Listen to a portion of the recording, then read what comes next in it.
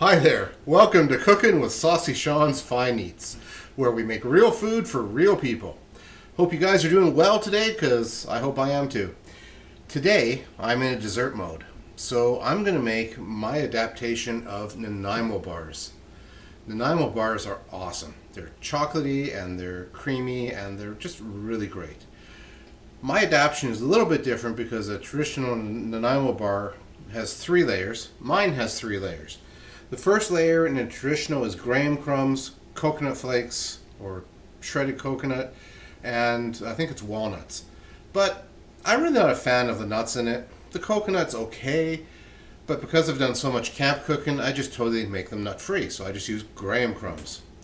And then there's a custard layer and usually a thin layer of chocolate, but I really like chocolate, so we're going to put a bit of extra on it. I'm going to make this in a... Oh, what size of pan is that? They're usually like an 8x8 or a 9x9 pan. This guy is a 22 centimeter by 33, so it's a 9x13 pan. So it's about double the size. Get a lot of squares out of them, little 1-inch squares, so you can make them a real size, which is so much better. So, to do this, we're going to do it here just so we don't have to move cameras around because we're still new at all this. We hope you enjoy this, by the way. I'm just going to use a little burner here just to make it easier so we don't have to move the cameras. But you want to start with a good heavy bottom saucepan. It's important to use the heavy bottom so to distribute your heat evenly and just provide a better surface. If you have a really thin stainless steel bottomed pot, it's really not going to work well, and you're going to scorch and burn stuff a lot easier. So we're going to start with that. We're going to turn that heat on to, about medium. And we're going to start with 1 cup of butter. We need to melt some butter in there. Now, for those of you who are in Canada and have to buy your butter in blocks, 1 pound blocks, a 1 pound block is equal to 2 cups. So basically you get to take half of a pound of butter and cut it kind of in half. There is going to give us about a cup of butter. If you're in the US of A where things are a bit different and you can buy butter in sticks, that's 2 sticks of butter. While that's starting to melt, we'll take 2 eggs and we're going to crack them into a bowl. And we're just going to whisk them up a bit with a fork. Just beat them a bit with a fork, just so they are all mixed up before we need to use them. Into the butter, we're going to add, I got my recipe over there because I don't have this one memorized. We're going to add 2/3 a cup of cocoa, a 1/2 cup of sugar,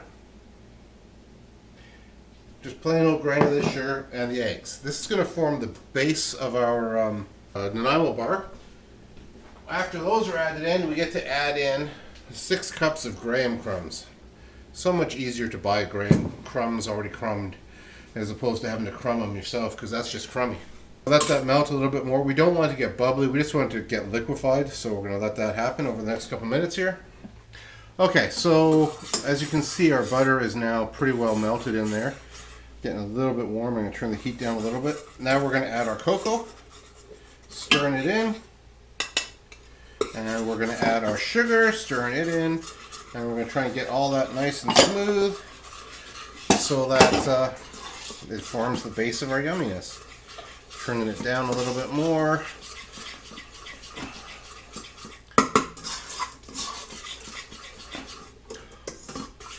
Okay, so that's going. We're going to put these eggs in and mix it and stir it, and we want everything to thicken up so the eggs are slightly cooked.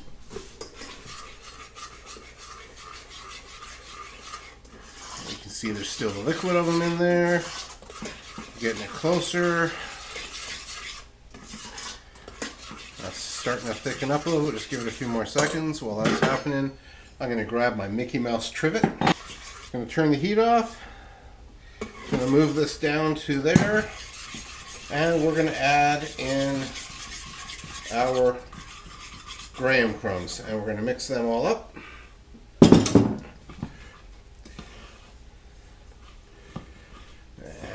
We'll see if I added too many graham crumbs when I modified the recipe today. Actually, for years I didn't make Nanaimo bars because I thought they were really hard to make. And then oh, I don't know, was it a year and a half or so ago, a customer wanted me to make a whole bunch of squares for a birthday party. And I started experimenting with squares, and one of the ones I experimented with was obviously Nanaimo bars, because I'm making them again. And I found that they weren't really nearly as complex as I thought they were.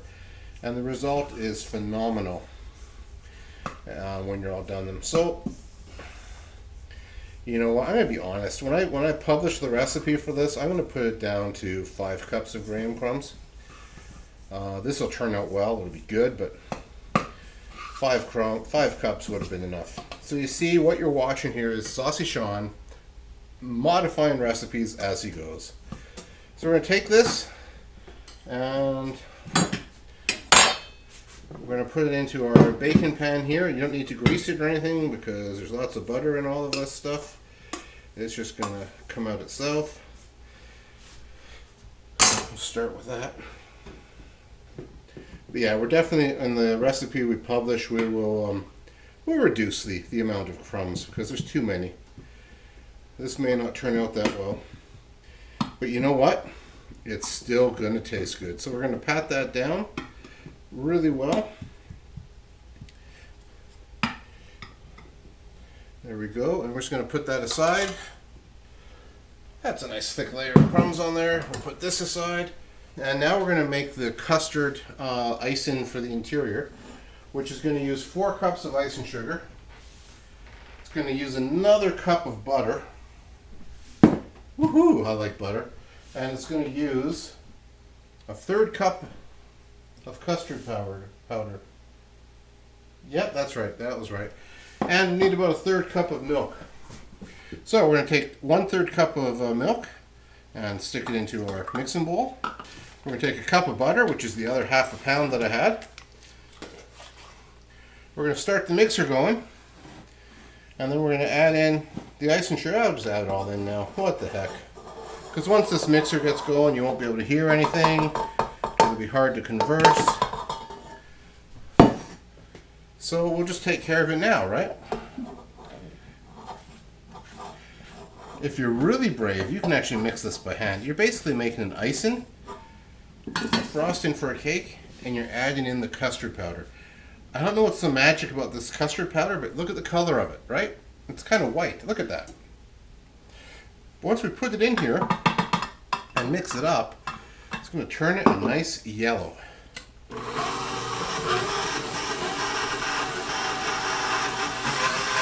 slowly adjust the speed up. See it starting to turn yellow? Isn't that cool? Okay, that's well beaten. Now we're going to take it out of there. I don't know what's in custard powder. I've never actually taken the time to look it up. It always sounds, I don't know, the word custard just doesn't sound good to me. But it is kind of cool. It turns it this wonderful yellowish color, pale yellow color. And as I was mixing that and looking at things, I got my recipe right, but I will actually change it to 4 cups of graham crumbs, not 5, because it's just too much in there. You know, part of why I'm doing the videos like this is I could easily stop and redo this whole video and start over with new stuff. But one thing I want to show is that mistakes happen when cooking. I don't want to do them on purpose. But when you're cooking, you can make mistakes and you can recover from them. And you can still provide a really great product at the end. And that's kind of really what I want to communicate to you guys. Is it's not about being fancy and frou-frou. It's about just being real food for real people. So we're going to take this and put it in there. And we're going to hope it spreads nicely once it's in there. It's probably going to be a bit of a bear to spread today. But that's okay. So Nanaimo bars were apparently actually invented, created is maybe a better word than invented, in the city of Nanaimo, in British Columbia, on Vancouver Island. That's here in Canada, for those of you who are listening from outside of Canada. It's actually a beautiful part of the world. Wow, this stuff is really sticky today. Okay, we paused there for a second so I can get a different instrument. I'm going to try this with an actual icing knife. Oh yeah, that'll probably work better. As I said, it's all about trial and error.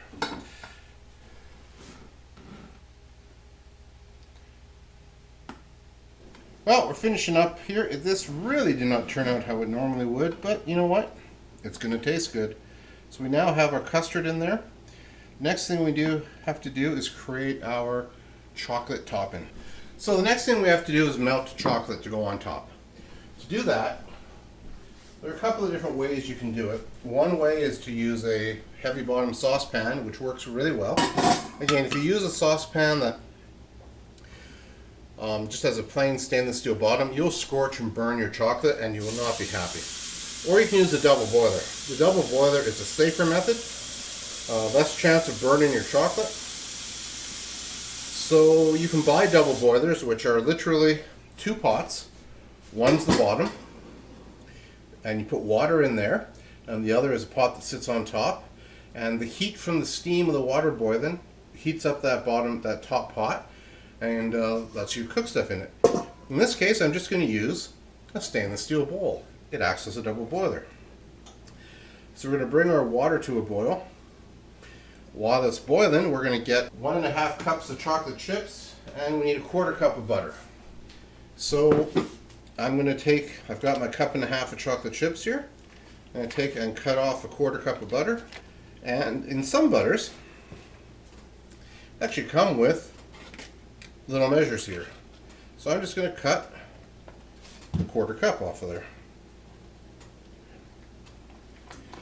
Now we're going to wait for this to get warm. I'm going to let the butter melt a little bit before I add the chocolate chips.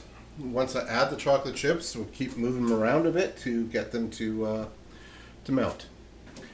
Okay, so you can see the water's boiling in here. We want to turn that down a little bit just so it simmers. On the double boiler, you want to make sure that the bowl here, or the top one, isn't actually touching the water, it's just getting steamed. So it's already started melting the butter. Which means we're going to add our chocolate chips, and we're going to stir them around and watch them melt. And melting chocolate is a wonderful thing. You want to make sure that you don't burn yourself from steam, because that's painful. Steam burns really hurt. Really hurt. And so having the butter pre-melted helps the chocolate to melt a bit faster. Most recipes say just add everything and start going for it, and it's like the chocolate always, to me, seems to start just getting to burn a little bit before the butter starts melting. And with the melting butter, it helps the chocolate melt. So you can see it's starting to smooth out. All the little lumps are gone from it. So we're going to turn this off, which will keep the water warm for a couple more minutes, which will help it just melt a little bit more. And then we have to let it cool for a few minutes just so we don't melt the icing in the center of the, hopefully, wonderful Nanaimo Bar. This one's turning out weird, I gotta admit. I think we're going to have to do another video later and show you how to do it right, but again, you can learn how not to do things here at Saucy Sean's Fine Eats.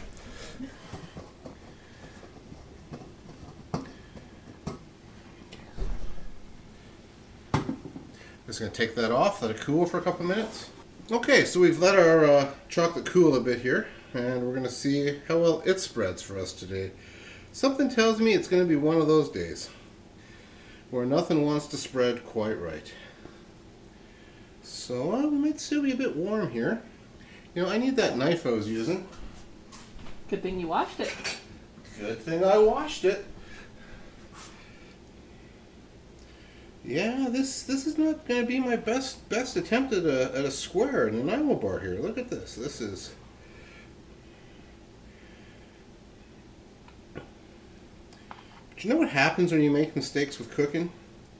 Unless you burn the crap out of something, you get to eat the evidence. No one needs to know except your tailor. When you have to go and get new clothes because you no longer fit into your old ones because you've been eating all the evidence. So we're trying to smooth this out. You know, when you go to the store and buy a Nanaimo bar, it's really annoying because everything is perfectly smooth, perfectly laid out, perfectly layered. I'm just going to put a little bit of water on here. Oh, that's some chocolate up here. Don't want to do that. Now when we're done this, when we're done laying this chocolate out, we're going to put this in the fridge for a couple hours and let it cool down. After which, we'll cut pieces off and we will show you the result. And we will enjoy eating it. While we're doing that, you can go to our webpage, saucyshawns.com. The link's below. And you can get the recipe for yourself. So that's about as smooth as I'm going to go on this one, because things aren't just going to turn out right. So what I'm going to do is score the chocolate now. Score it. Score it. By doing this when it's soft, it makes cutting these later so much easier. In fact, it makes it possible, because you're not having to cut the actual chocolate, the solid layer of chocolate. You're just cutting the little bits that are left over. Oh, I'm going to make these end ones bigger, because you got to put a little love in your cooking, and that's what we're going to do here. Okay, we're back. We've let this cool, and we're going to try cutting into it and see if the crust worked. So, chocolate's still a little bit runny, a little bit soft. It'll get harder as time goes on. Let's see what we got here. It's always fun getting the first piece out. Oh no! My crust is not a crust. Oh, this is so sad. What do we do? Just a second.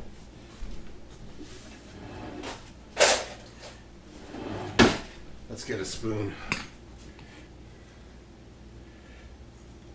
And we'll pour it on top. And we'll eat it upside down. Maybe? Let's see. Oh, it's still soft.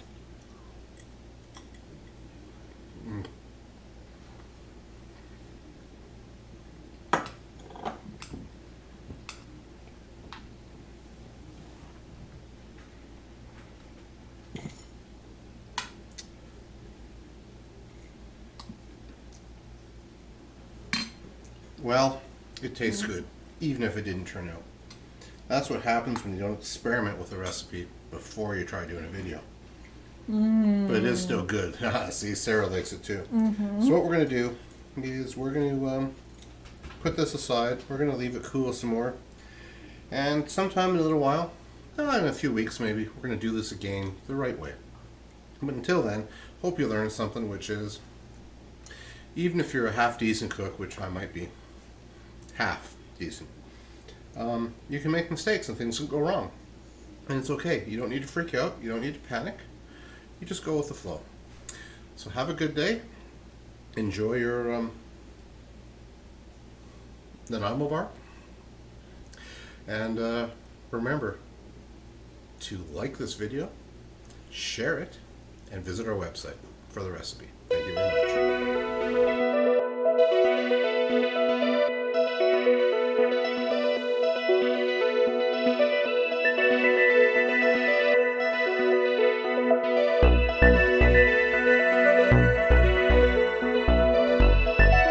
So while we're waiting for that to cool, we'll do a song and dance.